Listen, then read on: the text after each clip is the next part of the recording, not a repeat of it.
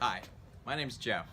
I'm going to present a series of videos to help you take an old bike, maybe it's in your garage, maybe you bought it 20-30 years ago, and rebuild it, bring it back up to almost new condition, and do it in a way won't cost too much to overhaul the bike, re-grease all the parts, clean up all the chrome, and get it back on the road. So it's probably been in your garage, in your father's garage, whatever, for a long time. The tires may be bad if they've been in there too long, but this series is called the Frugal Biker. So we're going to try to overhaul your bike without spending a whole lot of money and ride just about as good as new condition. Unless your bike has been totally trashed by somebody and bent the rims, and then you have a problem. But if it hasn't been totally abused, we should be able to get it back into near new condition and give you a nice ride. Otherwise, you could go out and buy a $600 bike, and then it's still going to cost you about $100 per year to get it fixed up. Now, if you go to a bike shop to do a major overhaul, it costs about $150 to $200. So it's a little bit pricey. So if you have a bike, say I'll just take it down to my local bike shop, it's going to cost you like $150 to $200. So that's a lot of money, and all they're going to do is take it apart, re-grease the hubs on the wheels, the crank, and the headset. Okay, so they're not going to do a whole lot to the bike. They're just going to basically re-grease it, and they won't clean it up, they won't take the rust off, they will just basically put new grease on it. So what we'll do is even more than an overhaul. So what we'll probably do equivalently on your bike is probably about a $200 to $300 complete overhaul plus cleaning.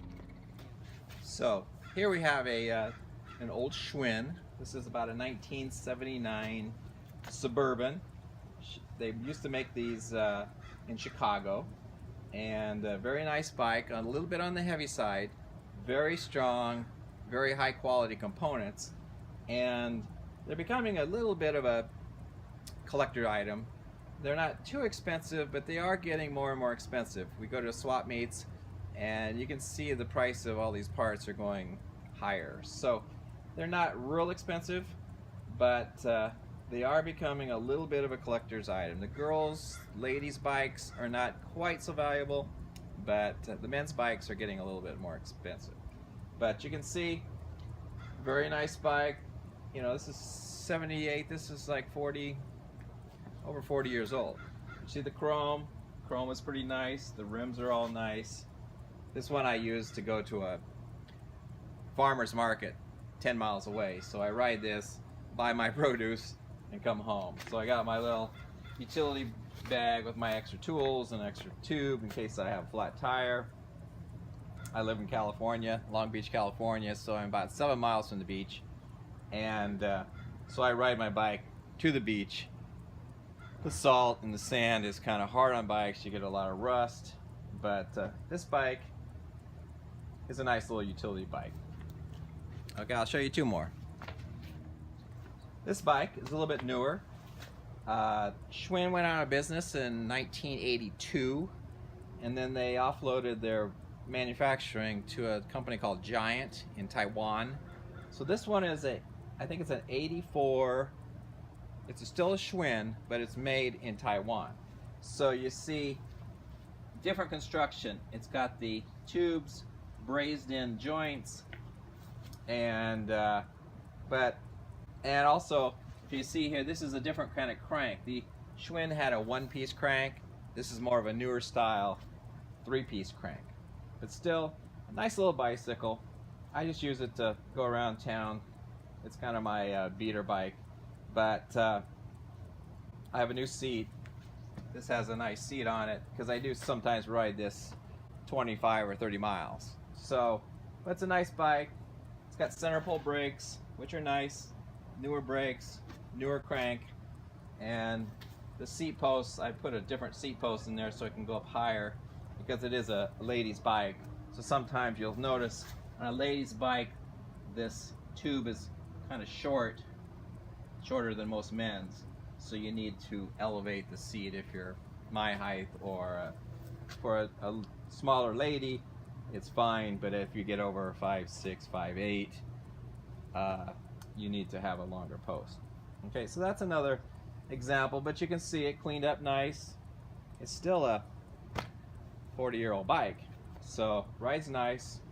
And I'll show you my other one.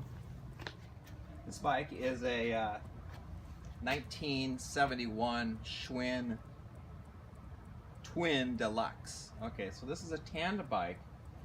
It's still very old, but this is the bike I've been riding to the beach almost twice a week. So I ride this about 50 miles a week, and it's a really nice long wheelbase, super comfortable bike.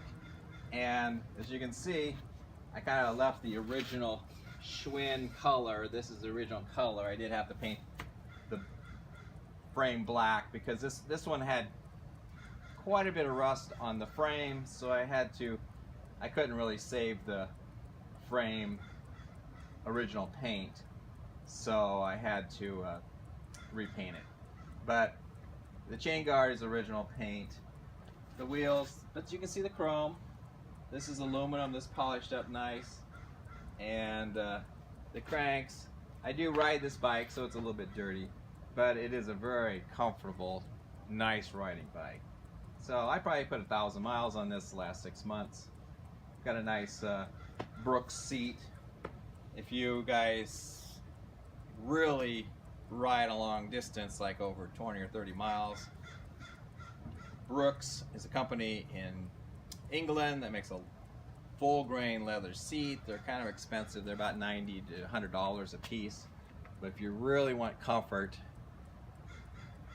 they are probably the best seat to buy. Okay? So this is just a variety. You might have different ones. Now, a lot of you may have some Japanese bikes. Japanese made very nice bikes back in the 80s. Nishiki, Univega, Fuji, Mayada, Panasonic.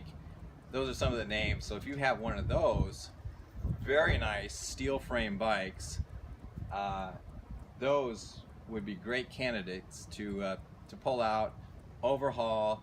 Now some of those are probably 10 speeds with the ram head handlebars, and what you can do if you're getting older and you don't want to be that far in, leaning forward, you could put more of an English style, which is an upright handlebar, and convert them to more of a comfortable, we call them urban bikes, to make it more comfortable. Because if you're a little older, you're probably not so racy, you don't have to go that fast, you just want to enjoy a bike to go 20 miles for recreational purposes, just kind of get in shape and enjoy the scenery. Okay, well, those are just a variety of bikes that are candidates to overhaul. Okay, let's talk about the major components of a bike.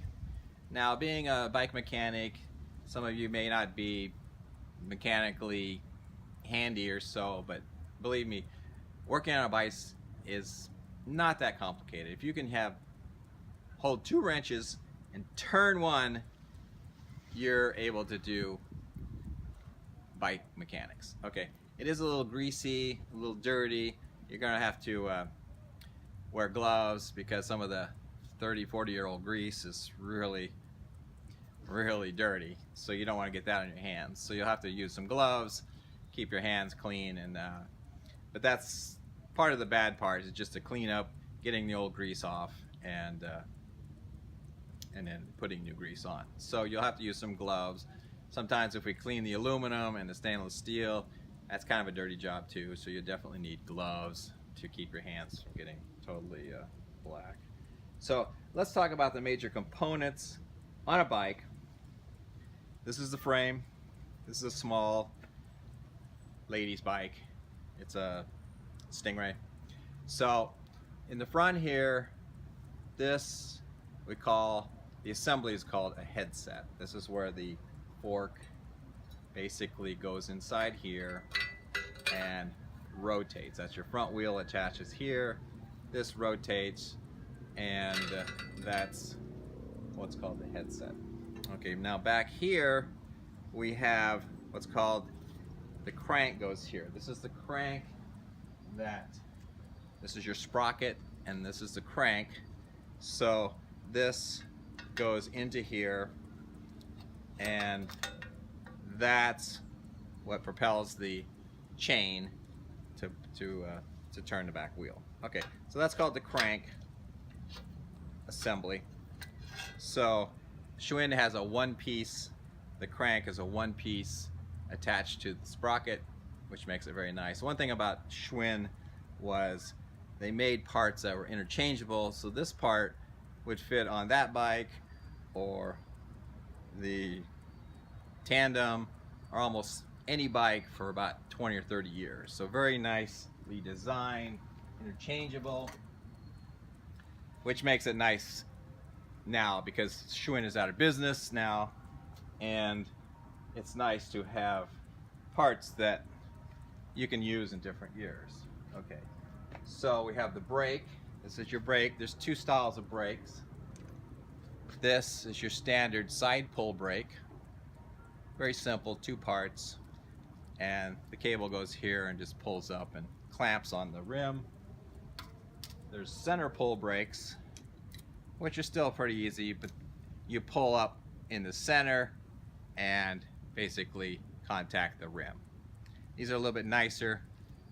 More your high-end bikes have center pulls, and then your older have the side pull. I prefer these. These are a little bit nicer. They break a little more evenly, and but they both work. And then you got your wheels. So here's your wheel. You have what's called a hub. This is what connects your spokes.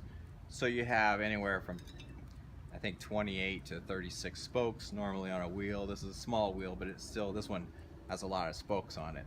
But here's your rim, your hub, your spokes. Okay, so this just spins, and don't have the small sprocket, but the small sprocket goes here. Okay, so that's your rear wheel. There's a front wheel that looks just like it. So here's your hub. Your hub has an axle bearing, and it looks like this. So most of these have two bearings, both in the headset, the crank, and both wheels, and they're very similar. They're threaded on. So here's what it looks like. So here's your hub. This is what I call the bearing cup. This is the ball bearing. This is a cage bearing. It's got ball bearings inside this bearing retainer, which is a cage, we call it. And then we have another bearing race here. So this rolls on this race and then rolls inside that cup, and then see, you get that nice smooth rotation with the balls just rolling like that. And you have the same on this side. So basically that's what you have now on your stem, or the front fork. You have a bearing, you have a bearing cup. This fits in here like this, slides in. It's got a thread on top of it. So then you put another cage bearing here on top of that. You have a threaded cup. This threads on the fork, and then it just makes contact with the bearing, and now so you have just nice rotational motion, and that's all there is to the headset. Same with the now the handlebar. This is the stem. This has a little wedge. See the tapered wedge? That's connected to this bolt, and now this slides into this hole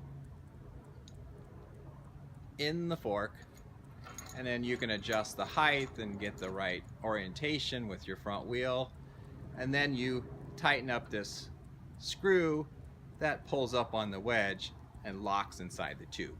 Okay, very simple. So you can adjust it, and then this is the bolt that holds your handlebar. This is a Stingray, so it had the real high handlebars, okay? Still very simple.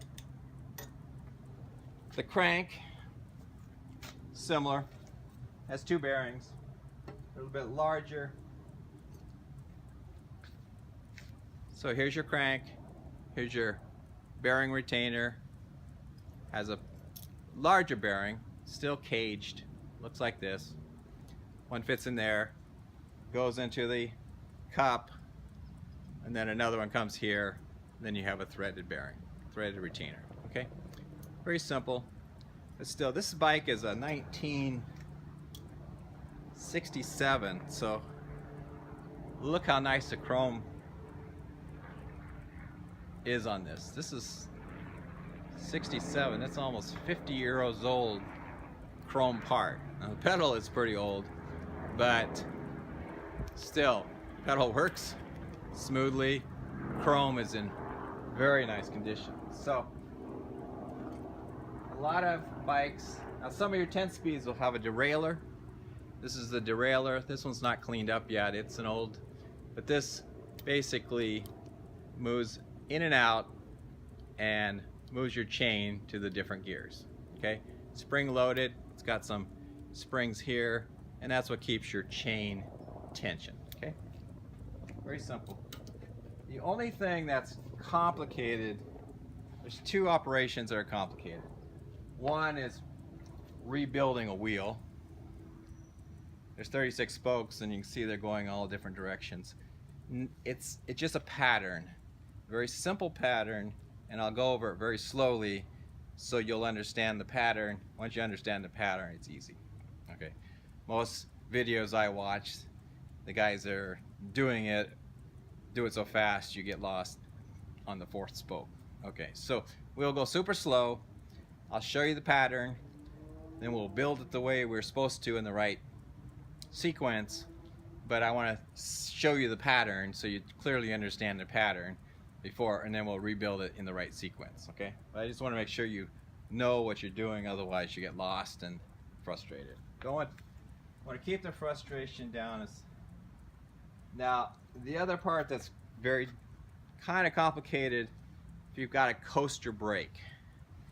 These have quite a few parts inside, very greasy and messy, and they're complicated. So if you don't have a beach cruiser or a single speed bike, you won't have to take these apart, but I'll show you how to do it. They're just kind of messy, and there's different varieties of these, so yours may not be the same as what I have. They're a little bit different inside. Different brands have different designs, so that may be a little bit of a problem, but I'll show you how to do it. Okay, that's most of the major components on the bike. Nothing's complicated. The main thing on the bearings, I have to show you the technique to tighten the bearings. If you tighten the bearings, you can destroy them. If you over tighten them, so we never use a wrench to tighten the bearings. We always use our fingers to tighten the bearings until they make contact, and then we use a wrench to lock it. But we never use a wrench on the bearing retainers, because you can destroy a bearing very easily and not even know it. Okay, so there's a technique that we have to do to tighten up the bearings. They may be a little loose. We have to do it 2 or 3 different times, but we want to have it from the loose to slightly tighter to just right without damaging it. So we don't want to damage anything, so I'll show you the technique how to do that. And that's the same with the crank, headset, and wheels. We'll use the same technique, and it's not complicated, but just be assured we might have to redo it 3 or 4 times. So you just have to be patient with all these. You just don't want to be in a rush. And I'll show you the feedback. So once you do it, we wobble the wheel or this to see if it's too loose. If it's too loose, we tighten it up until there's no play. Okay? All right, thanks.